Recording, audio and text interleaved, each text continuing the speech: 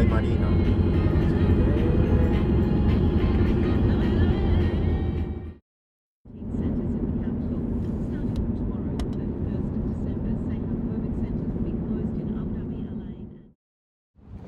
ドバイにある WFP の食料備蓄庫群に来ています。いや、広大な敷地に本当にたくさんの倉庫が並んでいます。それぞれの倉庫の中に何が入っているのか、どんなことが起きているのか、ここでお話を伺います。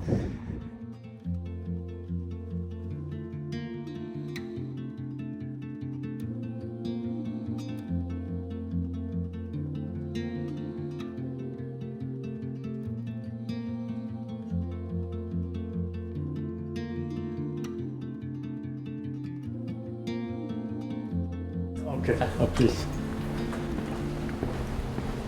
Wow, you see? But that's the space that is allocated to the UNHRD. Oh, Okay. UNHR. Yeah, UNHRD, which stands for United Nations Humanitarian Depot. Okay.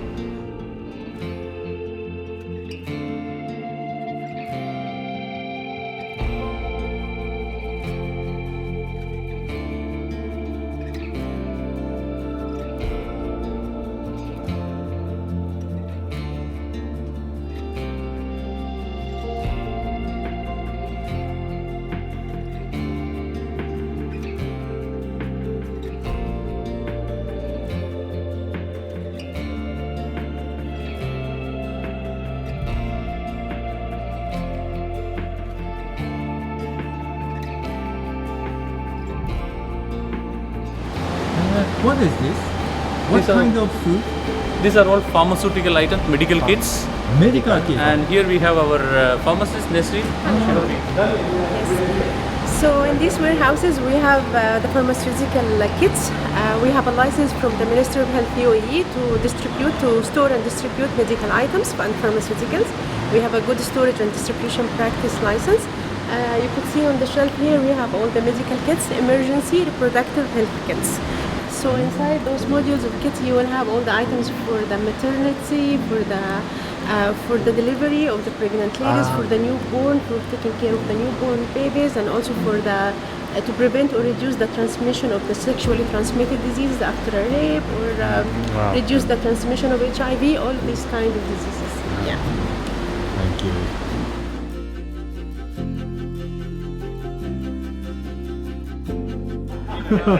Nice to meet you. Hello, hi. My name is Jun I'm from Dane. Nice to meet Japan. you. Hey. Yeah. Hi. Hello. Thank you for your support.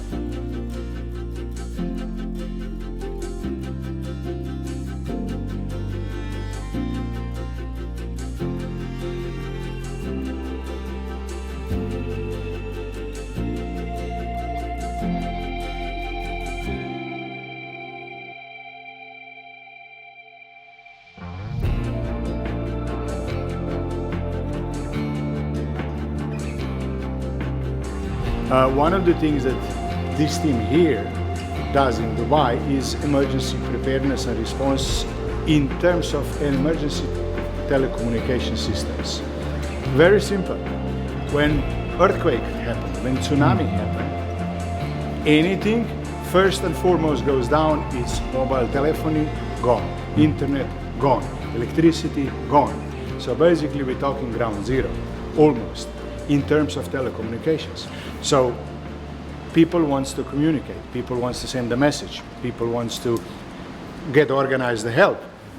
In order to do so, there is a team here with experts and the equipment ready, 24/7 on standby, which goes into the emergencies, deploys, establish the basic communications in order the people can start working, start using email, start browsing, start sending messages, start bringing a help, let me put it this way. That's what the team does here. I'll show you a little. Yeah. Those are most of the items you can see here are emergency preparedness stocks in terms of telecommunications. Let's say tomorrow something happened, we see there is no they will need a generator, they will need the towers, they will need this. We have it in the other warehouse ready to go. Now, to ship it from here, why here? Dubai is a strategic hub. Pretty much within the 6 hours of flight of most of the travel areas.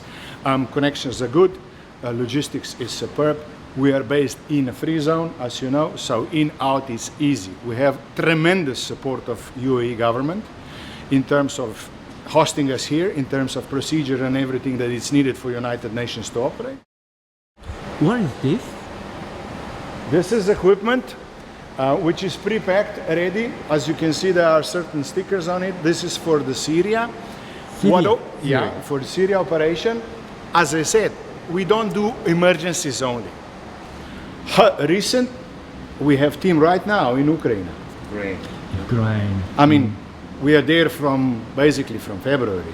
I have been there in February before the crisis because we pretty much estimated the crisis might happen. So I went there and did an assessment to see what is there, what is the capacity.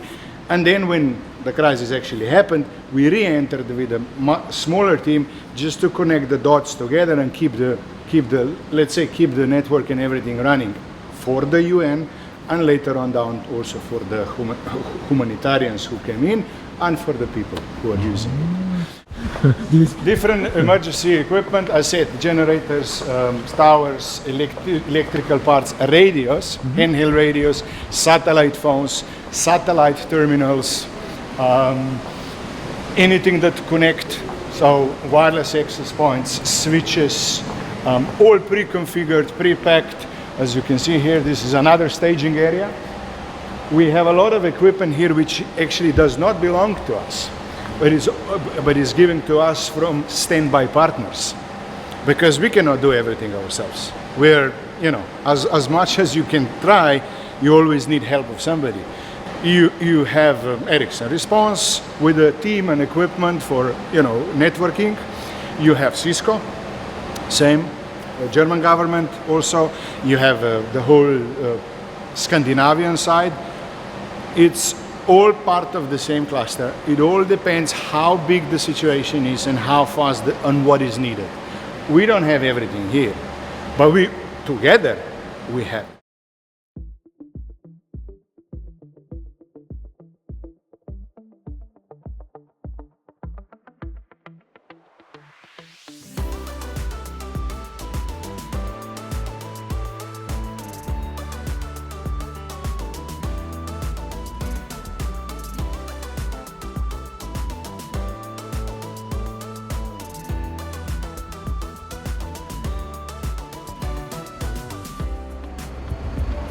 Made in Japan. あ、横浜、東名、東海、日本からですね。あ、やはりこちらも同じく横浜、東名、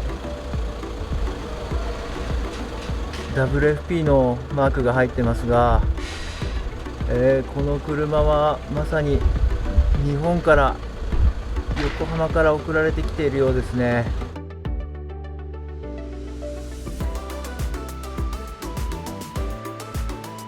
こちらの施設はですね、たくさんトヨタ車が並んでいるんですが、各地域、アフリカ、そして中東、人道支援が必要な地域で使う車を特別にチューンアップして壊れにくくしたり、そして武装勢力などから襲われた時に車の中にいる隊員を守るためにさまざまな工夫を施すための工場だということです。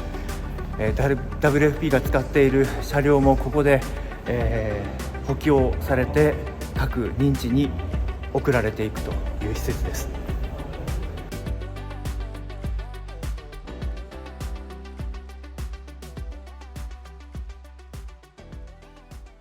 So here we can see these are vehicles that we're preparing for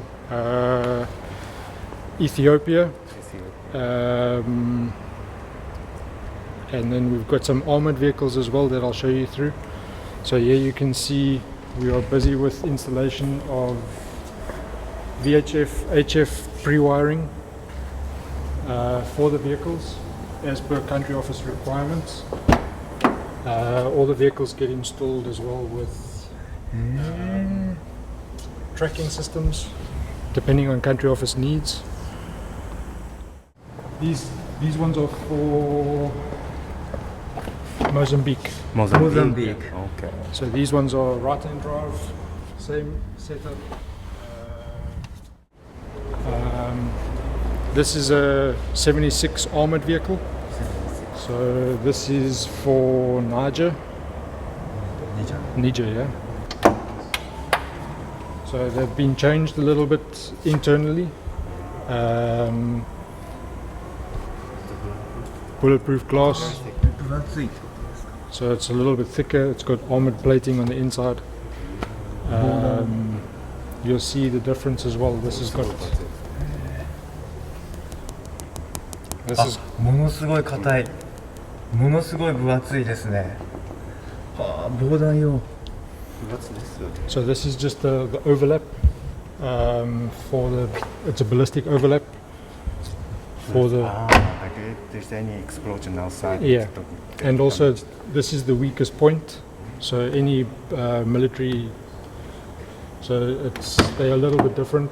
Suspension's been upgraded, brakes are upgraded. Engine's been upgraded a little bit. We have prepared this year. We have prepared close to 400 vehicles. 400. 400. Only. Yeah, in 3 months we had prepared 200 vehicles for emergency dispatch. So it's quite a big operation. Yeah, it's interesting, especially this type of field. This is a very different, very specialized field where you learn a lot more on these type of vehicles. And for me, what's the nice thing for me is being able to give back to people in need. That's something that a lot of people don't think of, and to me, it's quite. So, Vivek, maybe you show the place, please. Please. Okay. UNHRD. UNHRD, United Nations Humanitarian Response Depot. We have 16,500 square meters of warehouse space. 16,500 square meters, out of which 3,500 is temperature controlled, which is for the storage of pharmaceuticals and food items. And the warehouse that you see here is the item that you see here in this warehouse is the mobile storage. These are the aluminium structures, and also it comes with the boxes. I will show you the boxes later in the next warehouse, but here it's mainly the aluminium structure. These are the ones. For example, here what you see here is like 5 units. 5 units here. 5 units. The aluminium are structures for 5 units. Okay. This is 1 unit actually. This is 1 unit. 5 of these units 10 by 32 can be loaded in a 20-foot shipping container. So once it is dispatched to the field, it will take 8 hours for 5 to 6 people to assemble a warehouse.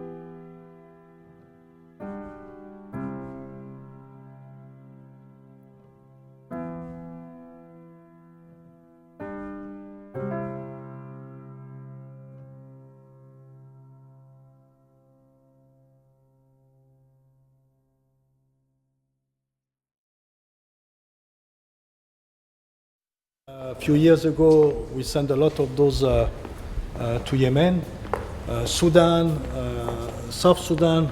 It's most of the time we ship them in container because these are bulky items. But in case of emergency, like it was the case in Pakistan, it was airlifted on C-130 aircraft. So it was really complicated stuff, because it's bulky and you have to make sure you are not missing any parts, So here, Vivek, And please. here what you see is the other relief aid items belongs to other agencies like shelter box, humanity and inclusion. We have tarpaulins, blankets, mosquito nets, kitchen sets, and the shelter box family kits. Yeah.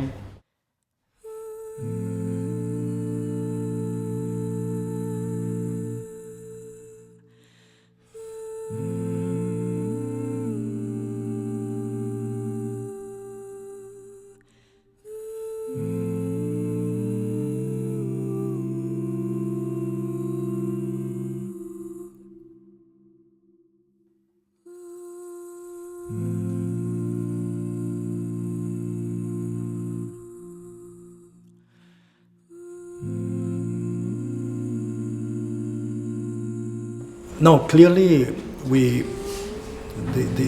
emergencies, the food crisis, those also related to the natural disaster, and considering the one that recently happened in Pakistan, which was directly linked to the climate changes, with the floods, we need more support. And we need not only financial support, but we also need support in terms of infrastructure, because you have seen through the visit that there is no empty space. Our warehouses are full, even though shipments come in and out very quickly. It's fast rotating, but we need more space, we need more support. And I think the number of food crises that are happening in the world, you can see the recent one in Somalia. We need a greater support from the humanitarian community, the donor countries, and people as well. So